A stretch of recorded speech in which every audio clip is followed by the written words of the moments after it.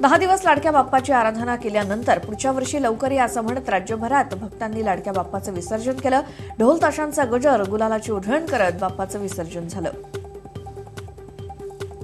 मुंबईतल्या प्रसिद्ध लालबाग राजाच्या भव्य विसर्जन मिरवणुकीला भाविकांनी प्रचंड गर्दी केली होती। लालबागच्या राजाचा जयघोष करत लालबाग राजाच्या विसर्जन मिरवणूक पुढे सरकत होती। विसर्जन मिरवणुकीपूर्वी लालबागच्या राजासमोर कोळी बांधवांनी कोळी नृत्य सादर केलं। लालबागच्या राजाला निरोप देताना कोळी बांधव दरवर्षीच हे नृत्य सादर करतात। दरवर्षी यंदाही लालबागच्या राजाला निरोप देण्यासाठी लाखो गणेश भक्त सहभागी झाले। जिथे नजर टाकावी तिथे फक्त गणेश भक्त दिसून येत होते। सगळा आसमंत गुलालाच्या रंगात न्हाऊन निघाला होता। बाप्पाच्या विसर्जनासाठी मुंबईतील गणेश गल्लीतील रस्ते गणेश भक्तांनी फुलून गेले होते। मोठ्या प्रमाणात सर्वच रस्त्यांवर गणेश भक्तांचा उत्साह पाहायला मिळाला। गणेश गल्लीच्या राजाचं गिरगाव चौपाटीवर विसर्जन करण्यात आलं। पुढच्या वर्षी लवकर याच्या जयघोषात साश्रू नयनांनी बाप्पाला यावेळी निरोप देण्यात आला। बाप्पाच्या विसर्जनासाठी मुंबईच्या जुहू चौपाटीवरती भक्तांची गर्दी पाहायला मिळाली। सार्वजनिक तसंच घरगुती गणपतींचं विसर्जन करण्यासाठी काल सकाळपासूनच भाविकांनी गर्दी केली होती आणि यावेळी कडेकोट बंदोबस्त करून महानगरपालिकेनं विसर्जनाची चोख व्यवस्था केली होती। मुंबईमधील जुहू चौपाटीवर थायलंडमधील कुटुंब बाप्पाच्या विसर्जन मिरवणुकीत सहभागी झालं। या कुटुंबानं स्वतः तयार केलेली बाप्पाची छोटी मूर्ती आणली होती आणि त्याचं मोठ्या भक्तिभावात त्यांनी विसर्जन केलं। राज कपूर यांनी सुरू केलेल्या आरके स्टुडिओचा गणपतीची विसर्जन मिरवणूक सुद्धा काढण्यात आली। या विसर्जन मिरवणुकीत संपूर्ण कपूर परिवार सहभागी झाला होता। आरके स्टुडिओची विक्री झाल्यामुळे या स्टुडिओमधील हा शेवटचा गणेशोत्सव होता। मुंबईच्या गिरगाव चौपाटीवर गणपतीचं विसर्जन मोठ्या उत्साहात पार पडलं। तराफ्याच्या सहाय्यानं समुद्रात गणपतीचं विसर्जन करून बाप्पाला निरोप दिला गेला। मुख्यमंत्री देवेंद्र फडणवीस यांनी गणेश विसर्जनादरम्यान गिरगाव चौपाटीवरती आले आणि विसर्जनासंबंधी विविध विषयांवर त्यांनी भाष्य केलं। आता गणपती ग्लोबल होत चालला असून परदेशी पर्यटक मुंबईत दाखल होत आहेत, ही भूषणावह बाब असल्याचं त्यांनी सांगितलं। मुख्यमंत्री देवेंद्र फडणवीस यांच्या वर्षा या निवासस्थानी स्थापन करण्यात आलेल्या गणरायाचंही विसर्जन झालंय। वर्षा बंगल्यातच बनवण्यात आलेल्या हौदात या गणरायाचं विसर्जन झालंय। काँग्रेस प्रदेशाध्यक्ष अशोक चव्हाण यांनी सहकुटुंब आपल्या घरच्या गणपती बाप्पाचं विसर्जन गिरगाव चौपाटीवर केलं। आमची सत्ता येऊ दे आणि ती येणारच अशी मागणी आम्ही बाप्पाकडे केल्याचं अशोक चव्हाण म्हणाले। पुण्यातील मानाच्या 5ही गणपतींचं पारंपरिक पद्धतीत वाजत गाजत विसर्जन झालंय। विसर्जनापूर्वी विधिवत पूजा अर्चना करत मिरवणुकीला सुरुवात झाली। यावेळी सगळीकडे भक्तिमय आणि चैतन्यमय असंच वातावरण बघायला मिळालं। पुणेरी पगडी घातलेले ढोल ताशा पथक आणि सोबत तरुणांचा मर्दानी खेळ अशा पारंपरिक पद्धतीनं पुण्यातील गणपतींची मिरवणूक काढण्यात आली होती। पुण्याच्या महापौर मुक्ता टिळक यांनी गणेशोत्सवाच्या मिरवणुकीत ठेका धरला। यावेळी पारंपरिक पेहरावात आणि ढोल ताशाच्या गजरात पुणेकर मोठ्या जल्लोषात या मिरवणुकांमध्ये सहभागी होते। पुण्यातील श्रीमंत दगडूशेठ हलवाई गणपतीचं ढोल ताशांच्या गजरात विसर्जन झालं। यंदा दगडूशेठ गणपतीचं विसर्जन लवकर करण्यात आलं। गणपती विसर्जनात डीजे आणि डॉल्बीला बंदी असल्यानं मिरवणुकीला नेहमी होणारा उशीर यावेळी टळला। पुण्यातल्या एका बाप्पाची विसर्जन मिरवणूक सगळ्यांच्या आकर्षणाचा केंद्र ठरली आहे। छोट्या कारमधून बाप्पाला विसर्जनासाठी आणण्यात आलं। ही आगळी वेगळी मिरवणूक पाहण्यासाठी मोठी गर्दी झाली होती। पुणे जिल्ह्यातल्या खेड राजगुरू नगरमध्ये पारंपरिक पद्धतीनं भजन कीर्तन करत गणपतीचं विसर्जन झालं। यावेळी मोठ्या भक्तिभावानं गणेश विसर्जनाची मिरवणूक काढण्यात आली। गणपती बाप्पा मोरया, पुढच्या वर्षी लवकर या असा जयघोष करत कोल्हापुरात पंचगंगा घाटावर मोठ्या मंडळांच्या गणपतीचं विसर्जन झालंय। कोल्हापुरात बाप्पाची मिरवणूक मोठ्या उत्साहात निघाली। यावेळी पालकमंत्री चंद्रकांत पाटील यांनी लेझीम खेळत आणि ढोल वाजवत गणेश भक्तांचा उत्साह वाढवला।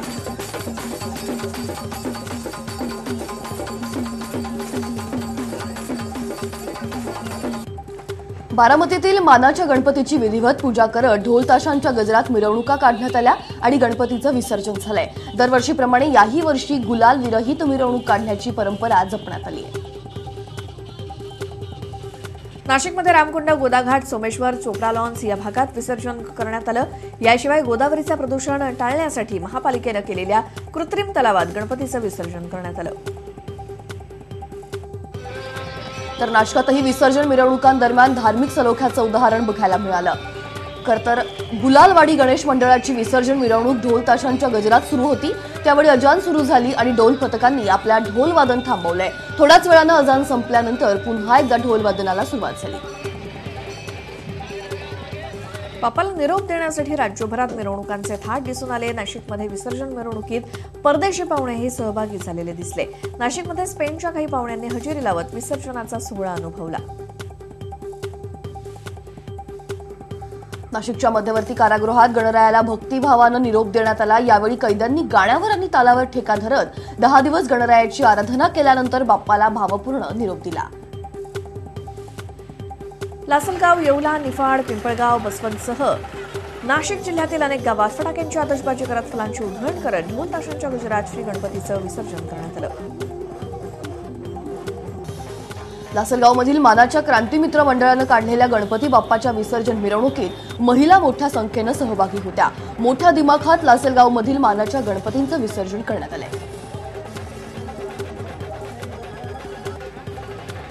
नागपुरात चॉकलेटच्या गणपती बाप्पाचं दुधात विसर्जन करण्यात आलं. यावेळी बाप्पाच्या विसर्जनानंतर तयार झालेलं चॉकलेटचं दूध प्रसाद म्हणून सगळ्यांना वाटण्यात आलं.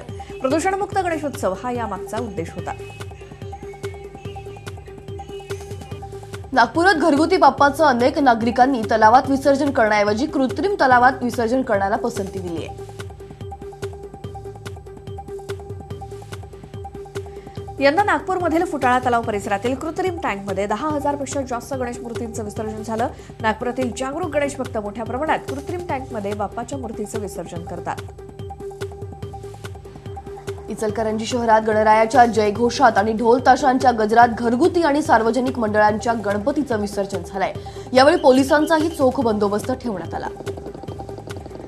अहमदनगरला पहिल्या मानाच्या विशाल गणपतीचं ढोल ताशांचा गजर, गुलालाची उधळण करत मिरवणूक काढण्यात आली. गणपती बाप्पा मोरया, पुढच्या वर्षी लवकर या गजरात बाप्पाला भावपूर्ण निरोप देण्यात आला. नंदुरबारमधील पहिल्या मानाचा श्री दादा गणपतीची रथात भव्य मिरवणूक काढण्यात आली. ढोल ताशांच्या गजरात गणेश भक्तांनी मोठ्या जल्लोषात लाडक्या बाप्पाचं विसर्जन केलं. नंदुरबारमधल्या गणेश विसर्जन मिरवणुकीमध्ये खास आकर्षण असतं ते पारंपरिक नृत्य. इथल्या मिरवणुकीत डीजेचा धांगडधिंगा न करता पारंपरिक वाद्य आणि नृत्याचा संगम पाहायला मिळतो. त्यामुळे इथली मिरवणूक राज्यभरात प्रसिद्ध आहे. वाशिममध्ये मानाचा असलेला शिवशंकर गणेश मंडळाच्या गणपतीची खासदार भावना गवळींनी आरती केली. त्यानंतर शिवाजी चौकातून विसर्जन मिरवणुकीला सुरुवात झाली आणि तलावात खरंतर गणपतीचं विसर्जन करण्यात आलं.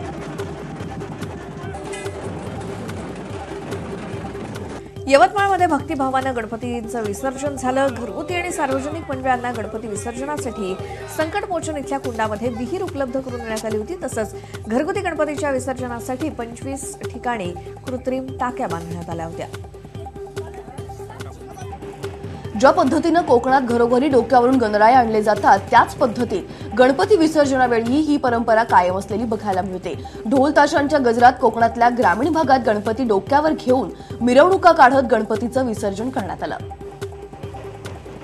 रत्नागिरी जिल्ह्यात 36,000 घरगुती गणरायांना निरोप देण्यात आला. गुलालाची उधळण करत ढोल ताशांच्या गजरात डोक्यावरून गणपती विसर्जन करण्याची परंपरा कोकणात आजही कायम आहे. जळगावातील बाप्पांना मोठ्या थाटामाटात निरोप देण्यात आला. यावेळी बाप्पाला निरोप देण्यासाठी विसर्जन मार्गावर तब्बल 4 किलोमीटर लांबीच्या रांगोळ्यांच्या पायघड्या घालण्यात आल्या. श्रीराम मंडळाच्या 125 कलाकारांनी रंगीबेरंगी रंगांनी सजलेल्या रांगोळ्यातून स्वच्छ शहर सुंदर शहर असा संदेशही दिलेला आहे. सोलापुरात लाडक्या गणपती बाप्पाला भक्तिपूर्ण वातावरणात निरोप देण्यात आला. सोलापुरातल्या गणपती घाटात घरगुती गणपतींचं विसर्जन करण्यात आलं. सोलापूरमध्ये थोरला मंगळवेढा तालीम मंडळाचा गणपतीची पालकमंत्री विजयकुमार देशमुख आणि महापौर शोभा बनशेट्टींच्या हस्ते पूजा झाली आणि त्यानंतर मिरवणूक काढण्यात आली आणि यावेळी पालकमंत्री विजयकुमार देशमुखांनी लेझिम खेळत कार्यकर्त्यांचा उत्साह वाढवला.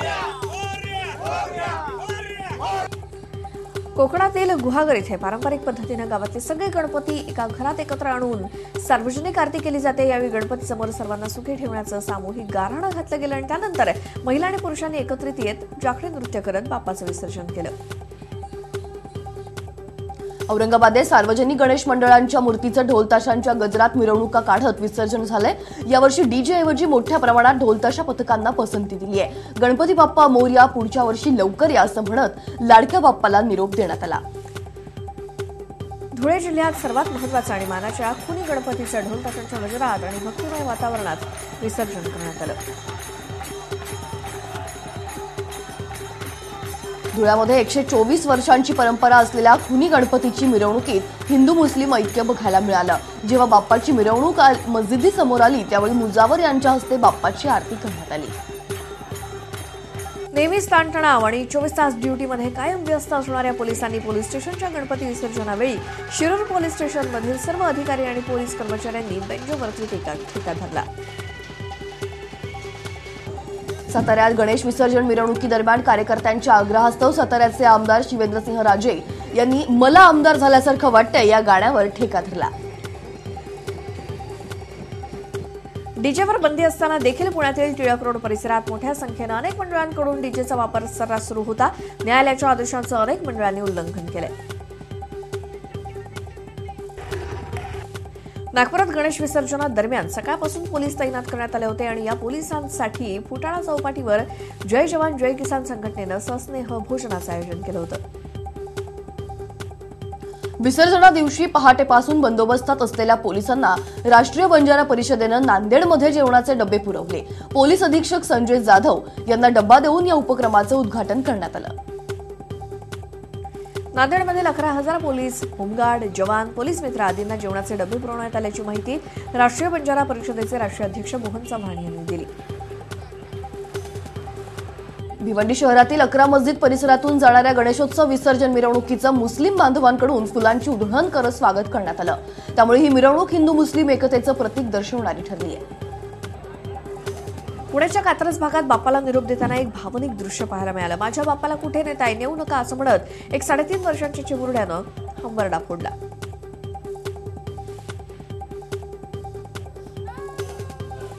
घरगुती गणेश मूर्ती विसर्जनासाठी नेत असताना अद्योत मयूर ओझा या 3.5 वर्षांच्या चिमुरड्यानं गणेशाला मिठी मारत बाप्पाला नेऊ नका असं म्हणत आकाड तांडव केला। शेवटी मोठ्या विनवण्या करत समजूत घालून या चिमुरड्याच्या हातानंच गणेशाचं विसर्जन करण्यात आलं। ठाण्यातील हनुमान व्यायामशाळा तसंच समर्थ सेवक मंडळाच्या वतीनं यंदाच्या 95व्या वर्षी लेझिमच्या तालात बाप्पाची मिरवणूक काढण्यात आली। यावेळी शाळेतील विद्यार्थी देखील या लेझिममध्ये सहभागी झाले होते।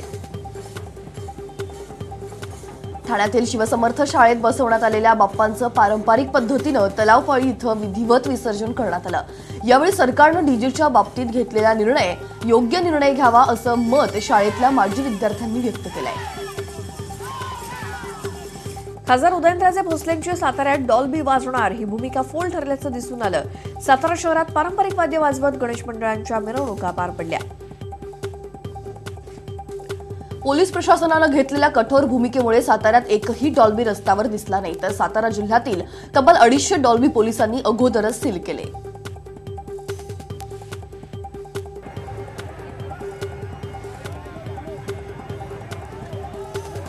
नंतर पुण्यामधली परिस्थिती आपण पाहतोय। डीजेवरून काही वाद निर्माण झाले आणि बाचाबाची सुद्धा झाली पोलीस आणि गणपती मंडळाच्या कार्यकर्त्यांमध्ये आणि त्यावेळीच ही दृश्य।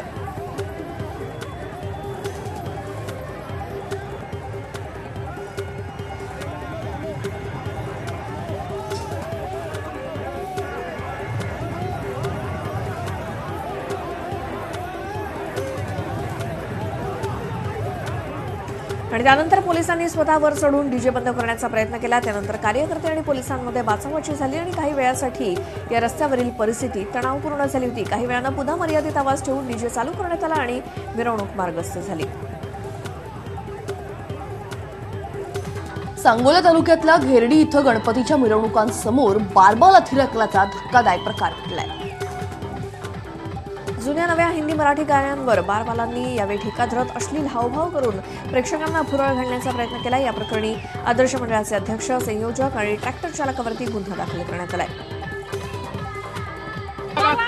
गणेश विसर्जन मिरवणुकांना काही ठिकाणी गालबोट लागलं। विविध ठिकाणी झालेल्या गणपती विसर्जनादरम्यान 10 जणांचा बुडून मृत्यू झालाय। साताऱ्यात कृष्णा नदीत 3 जण बुडाले असून संगमनेरसह अकोल्यात एक जण वाहून गेलाय।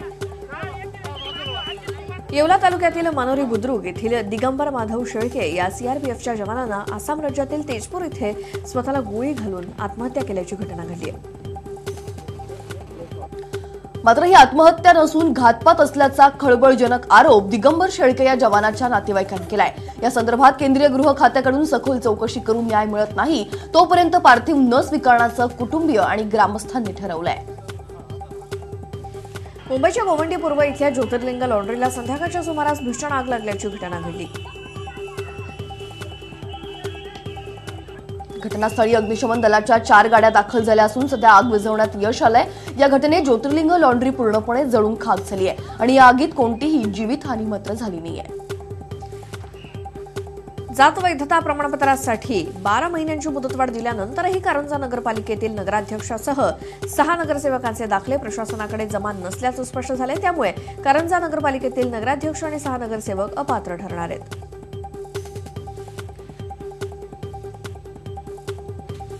बारामती शहरातील पाटस रोड परिसरात संशयास्पदरित्या फिरत असलेल्या सराईत गुन्हेगाराला बारामती शहर पोलिसांनी अटक केली आहे। ऐन गणेशोत्सव काळात बारामती शहरात हा गुन्हेगार मिळून आल्यानं एकच खळबळ उडाली आहे। दत्ता शिंदे असं त्याचं नाव असून त्याच्याकडून 4 गावठी पिस्तूल, 14 कारतूस आणि दुचाकी पोलिसांनी जप्त केली आहे। दरम्यान या आरोपीवर भोसरी पोलीस ठाण्यात दुचाकी चोरीचे 8 गुन्हे दाखल आहेत।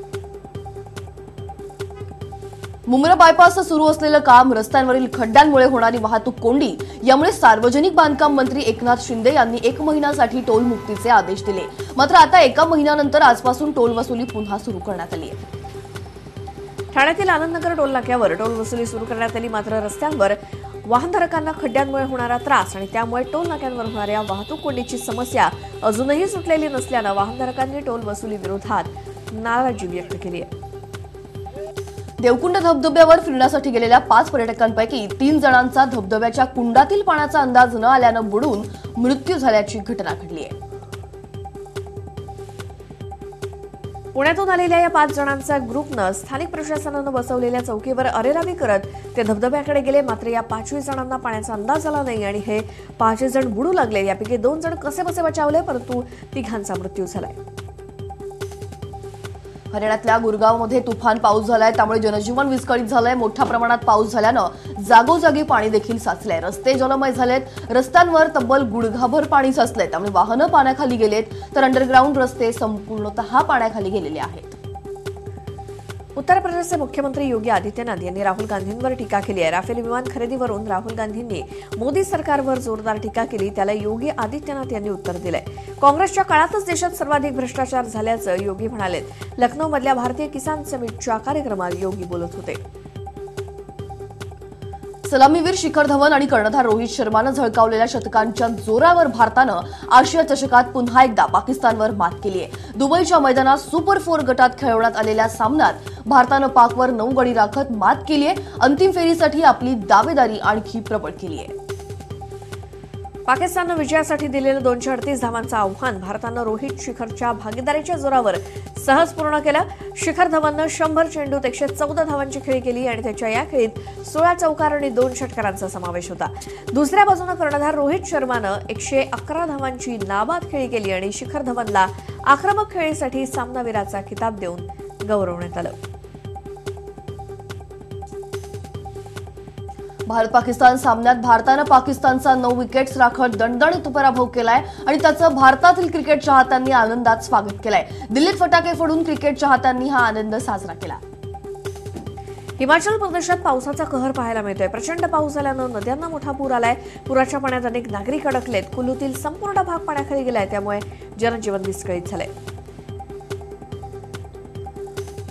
शिमलामध्ये काँग्रेसनं शक्ती प्रकल्प सुरू केला। या योजनेच्या माध्यमातून राज्यातील काँग्रेस मजबूत केली जाणार आहे। राज्यातील नागरिकांना काँग्रेसशी जोडण्यासाठी आणि अधिकाधिक कार्यकर्ते काँग्रेसमध्ये जोडण्यासाठी हे शक्ती प्रकल्प सुरू करण्यात आले आहे। जम्मू काश्मीरचे माजी मंत्री चौधरी लाल सिंग यांनी रॅली काढली. कठुआ ते जम्मू अशी ही रॅली त्यांनी काढली असून या रॅलीतून त्यांनी शक्ती प्रदर्शन केलं. हिंदूंना एकत्रित येण्याचं आवाहन त्यांनी केलं. हरियाणातील फतेहबादेत आंतरजातीय लग्न करणाऱ्या महिलेला तिच्या कुटुंबियांनी घरातून पळून नेलंय. महिलेला पळून नेल्याचा सीसीटीव्ही समोर आलेला आहे. यातून गाडीतून काही लोक महिलेच्या घरात घुसले. त्यांनी महिलेचं अपहरण केलं. महिलेच्या पतीनं पोलिसात कुटुंबियांविरोधात तक्रार देखील दाखल केली आहे. पोलीस आता या घटनेचा अधिक तपास करतायत.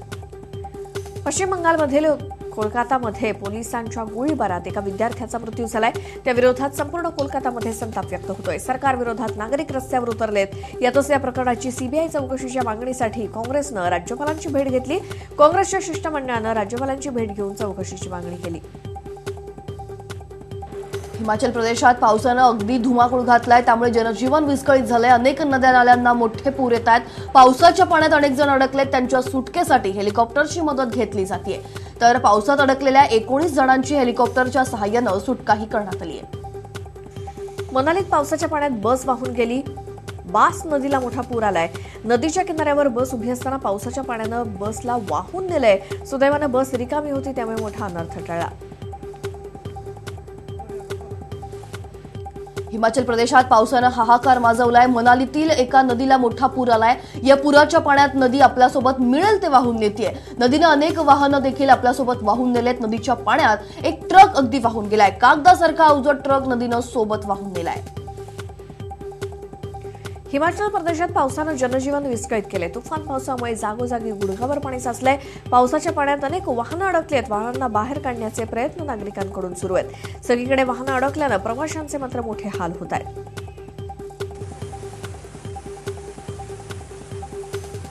पावसाच्या पाण्यात नदीला रौद्ररूप आलंय. नदी धोक्याच्या पातळीवरून वाहू लागली आहे. नदीचं पाणी लोकांच्या घरात देखील शिरलंय. अनेक संसार त्यामुळे उघड्यावर पडलेत. पावसाच्या पाण्यापासून वाचण्यासाठी नदीकाठच्या लोकांनी स्थलांतर करण्यास सुरुवात केली आहे. नदीचं हे रौद्ररूप पाहून अंगावर अगदी शहारे येत आहेत. सिक्कीम राज्यातील गंगटोकमध्ये पंतप्रधान मोदींनी भेट दिली. यावेळी विमानतळावर मोदींचं स्वागत करण्यात आलं. मोदींनी कार्यकर्त्यांना पक्ष संघटना मजबूत करण्याचे आदेश दिलेत. हरियाणातील रेवाडी बलात्कार प्रकरणातील मुख्य आरोपींना पोलिसांनी अटक केली आहे. सामूहिक बलात्कार करणारे दोघे हे मुख्य आरोपी अनेक दिवसांपासून पोलिसांना गुंगारा देऊन लपून बसले होते. पोलिसांनी दोघांनाही शोधून त्यांच्या मुसक्या आवळल्यात. काही दिवसांपूर्वी रेवाडीत एका तरुणीवर सामूहिक बलात्कार करण्यात आला. राफेल विमान खरेदीवरून भारतात काँग्रेस आणि भाजपात आरोप प्रत्यारोप सुरू आहेत. त्यातच आता राफेल विमान खरेदीवरून भारत आणि फ्रान्सचे संबंध बिघडणार असल्याची भीती ओलान यांनी व्यक्त केली आहे. दोन्ही देशातील संबंध चांगले राहावेत अशी अपेक्षा ओलान यांनी व्यक्त केली आहे. राजस्थान राज्यातील मधोपूरमधील सभेत पुन्हा एकदा अमित शहांनी बांगलादेशी घुसखोरांवर निशाणा साधलाय. बांगलादेशी घुसखोरांची किड्यांची तुलना त्यांनी केली आहे. भारतीय लोकशाहीला कमजोर करण्याचं काम बांगलादेशीय घुसखोर करतायत असंही त्यांनी म्हटलंय. सर्व घुसखोरांना देशाबाहेर काढण्याचं काम भाजप करेल असं शहा म्हणतायत. ऑस्ट्रेलियाच्या मेलबर्न विमानतळावर अभिनेत्री शिल्पा शेट्टीला वर्णद्वेषी टिप्पणीचा सामना करावा लागला. विमानतळावर सामान तपासणाऱ्या अधिकाऱ्यांकडून शिल्पावरती वर्णद्वेषी असल्याची टिप्पणी करण्यात आली. विमानतळावर शिल्पाची सामान तपासताना तिला विनाकारण त्रास देण्यात आला. शिल्पानं स्वतः सोशल मीडियावर याची माहिती दिली आहे. आमिर खान, अमिताभ बच्चन, कटरीना कैफ स्टारर चित्रपट ठग्स ऑफ हिंदुस्थानचा ट्रेलर 27 सप्टेंबरला रिलीज होतोय. कटरीना कैफनं याची माहिती दिली आहे. ठग्स ऑफ हिंदुस्थानमध्ये पहिल्यांदाच अमिताभ आणि आमिर खान एकत्र काम करतील. आणि 500 कोटी रुपये बिग बजेट असलेला चित्रपट 2.0 हा दिवाळीमध्ये रिलीज होणार असल्याची माहिती मिळते. सुपरस्टार रजनीकांत आणि अक्षय कुमार दोघे या चित्रपटात पहिल्यांदाच एकत्र काम करतायत. चित्रपटाचा ट्रेलर लॉन्च सोहळा चेन्नईमध्ये होणार आहे आणि यावेळी चित्रपटातील सर्व स्टार कास्ट असणार आहे.